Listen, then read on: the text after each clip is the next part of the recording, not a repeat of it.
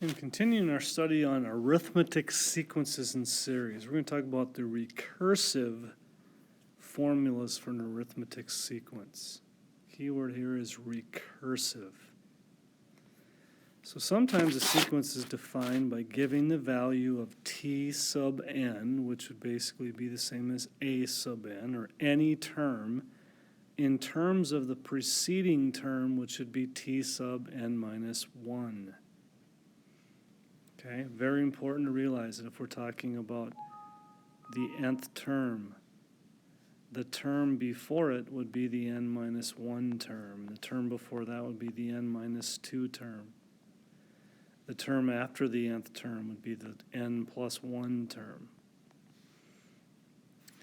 A recursive definition consists of two parts: an initial condition that tells where the sequence starts, so the beginning value, and then a recursion equation that tells how any term in the sequence is related to the term before it, or its previous term.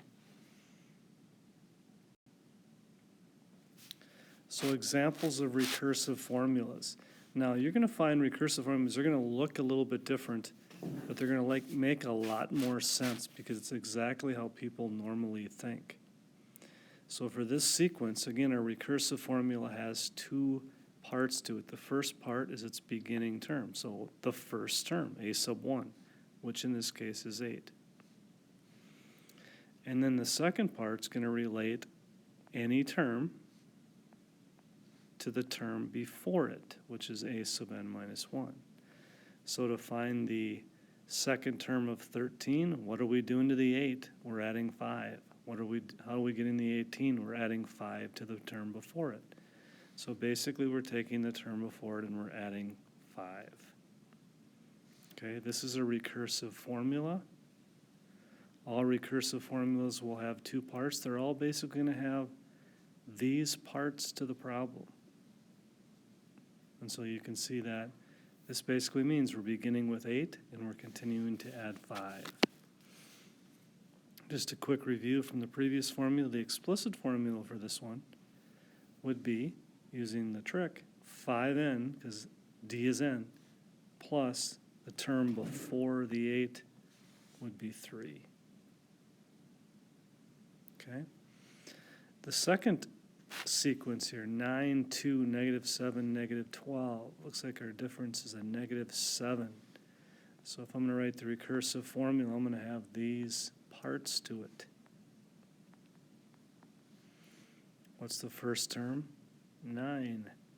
What am I doing to the previous term? I'm subtracting 7. That simple. What would be the explicit formula for this one? Negative 7n, and then the term before the first would be 16. The next one, this looks like a recursive or an arithmetic sequence, or series. And what's the common difference? What is it going up by? What do you think? McKenna, what do you think? What did you say? 3.3? You got it. 3.3 would be the common difference. So then we would put down our a sub 1, our a sub n minus 1. And we would think, what is the first term? What's the first term, Kendall? 4.1. Very good. 4.1. Outstanding. And then, to find any specific term, what are we doing to the previous term? So to get 7.4, what are we doing to 4.1? Tori, what do you think? Can you help me with that? No? You pass? All right. Dylan, what do you think? Dylan thinks we're adding 3.3, which is correct.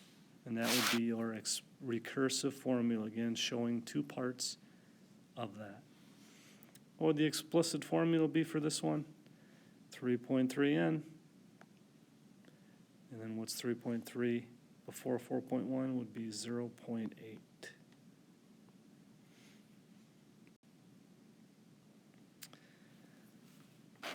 Find the sums of arithmetic series. So this is an arithmetic series right here. This has 10 terms to it. And we want to find a formula to add up sequences. Now you might be thinking, well, just keep adding in my calculator. Well, you can do that, but we want to find an efficient way of doing that if there's a very large number of terms. And here's the whole idea behind this. In any arithmetic series, and when it's a series, it means we're just adding them up. A sequence, we're just listing them with commas. But if you take the first and the last term, and the second to last term, and the third to last term, what do you see about these? They all add up to 42 in this case. Okay, so basically we've got 5 pairs in this case. There were 10 terms. We got 5 different groups that add up to 42. I would take 5 times 42, and my sum would be 210. Just to show you in a simple term, does this work all the time? Let's say I've got this one, 2 plus 5 plus 8 plus 11. I've got 13.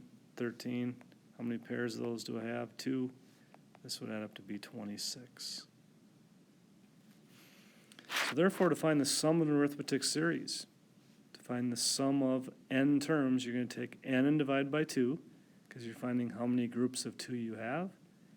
Times what the first term plus the nth or the last term is. So this is your number of terms. This is your first term. This is your last term.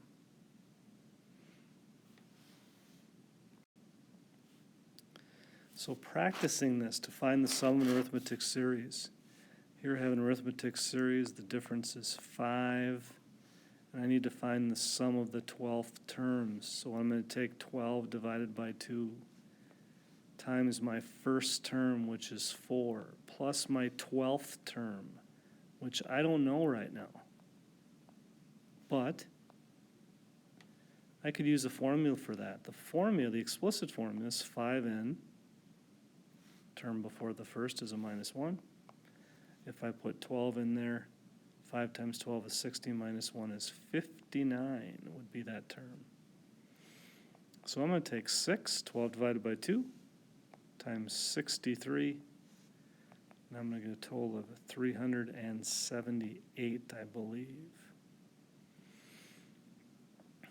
All right, the next one here, we've got the first term. We're going to find the sum of 20 terms. What do I need to know yet? I need to know what the 20th term is. A sub 20 or T sub 20, which would be negative 10n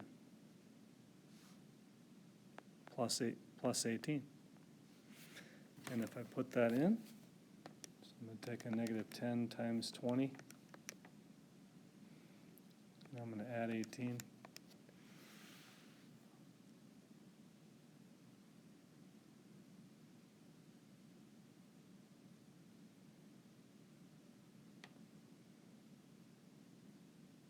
I would get a negative 182 as the 20th term. So to find S sub 20, I'm going to take 20 divided by 2 times my first term plus my 20th term, which would be 10 times 8 plus a negative 182 would be a negative 174 times 10. Hey, don't use your calculator. You don't need that. Dathan, what do you got? Negative 1740 would be the sum of those first 20 terms. Next, when you ever find the sum of the first 18 terms, the difference is, I think, 0.8.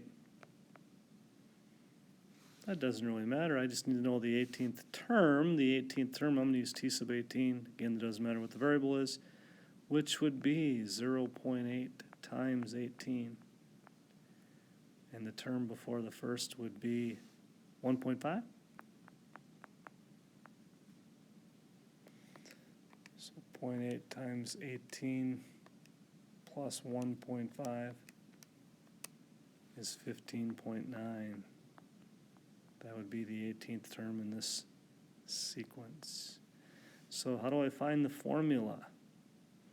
I'm going to go 18 divided by 2 times the first term, which is 2.3, plus the 18th term, which is, Ileana, you got that one? Yes, 15.9, good job. That'd be 9 times 2.3 plus 15.9 is 18.2. Kylie, can you check my math there? Is that right? 2.3 times 15.9. Sweet. Yes, it is. And then 9 times 18.2 is a grand total of 163.8. That'd be the sum of those first 18 terms of that series. Hopes this helps. You've got some IXL work to do, and I'll be giving you some standards to kind of review some of our previous lessons also. Have a wonderful day.